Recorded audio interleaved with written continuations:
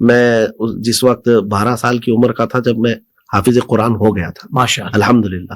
میرے والد گرامی بڑے عالم دین رہے، اور میں جب چھٹیوں پہ آتا وہ خود بھی عامل تھے، لوگوں کو قرآن پاک کی آیات کے ذریعے سے ہی بہت ساری چیزیں تعویذات وغیرہ بھی دیتے یا دم کر کے بھی دیتے. تو میری والدہ جو ہے وہ ہمارے والد سے کہتی کہ اس کو بھی کچھ دے دیں.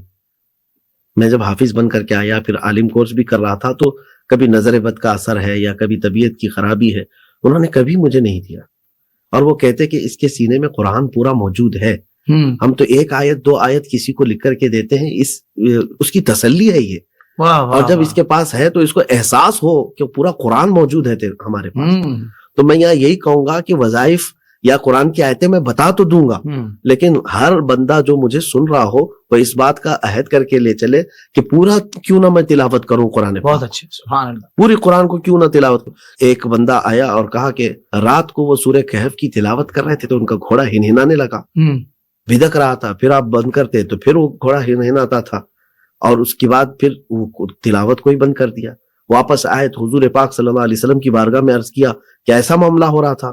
تو حضور نے فرمایا تلاوت جاری رکھو، کیونکہ سکینہ اترتا ہے جب یہ تلاوت کی جاتی ہے. سبحان اللہ، سبحان اللہ. تو اللہ تبارک و تعالیٰ کے کلام کو تلاوت کرنے کے وقت سکینہ اترتا ہے، جو جانوروں کو بھی احساس ہوتا ہے. اللہ. تو پھر انسانوں کو کیوں نہیں اثر ہوگا؟ کیا کہنے ہیں مفتی صاحب. تو انسانوں کو اثر ہوگا، تلاوتیں ہیں. لیکن بندے کو یہاں یہ چاہیے، مومن کو یہ چاہیے کہ اللہ کا کلام میرے ساتھ ہے اور میں پورا روز تلاوت کروں گا. اب میں فضائل بتانے چلا ہوں. میرے آقا صلی اللہ تعالیٰ علیہ وسلم کی حدیث ہے، حضور فرماتے ہیں جس نے سورہ یاسین پڑھ لیا پورے دن کے لیے اس کی کافی ہو گیا، ضرورتیں پوری ہو گئی اس کی. اچھا. پورے اس کی دن کی ضرورتیں پوری ہو گئی، اللہ تعالیٰ اس کو محتاج نہیں بنائے گا. واہ واہ. ایک دوسری حدیث میں ہے، سورہ صافات کا بھی ذکر ہے ساتھ میں. صحیح. اور پھر جو ہے اللہ کے نبی صلی اللہ تعالیٰ علیہ وسلم فرماتے ہیں کہ جس نے سورہ واقعہ کی تلاوت کی، اور پھر یہ بھی فرمایا کہ عورتوں کو بچوں کو سورہ واقعہ کی تلاوت سکھاؤ. اللہ اکبر. ایک حدیث پاک ہے، یعنی یہ جو اہمیت ہے بتا رہا ہوں میں کہ کتنی صورتیں ایسی ہیں. تو میں جتنی صورتیں بتاؤں گا اگر آپ وہ ساری چیزیں تلاوت کرنے لگ جائیں تو پھر الحمدللہ آپ بڑے عامل ہیں.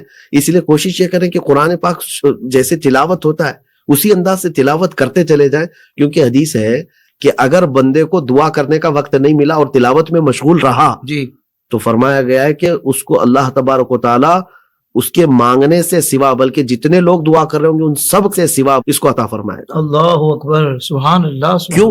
اس لیے کہ وہ رب کا کلام پڑھنے میں مصروف ہے، وہ دعا کرنے کا وقت نہیں ملا اس کو. کیا کہنے ہیں مفتی صاحب. واہ واہ.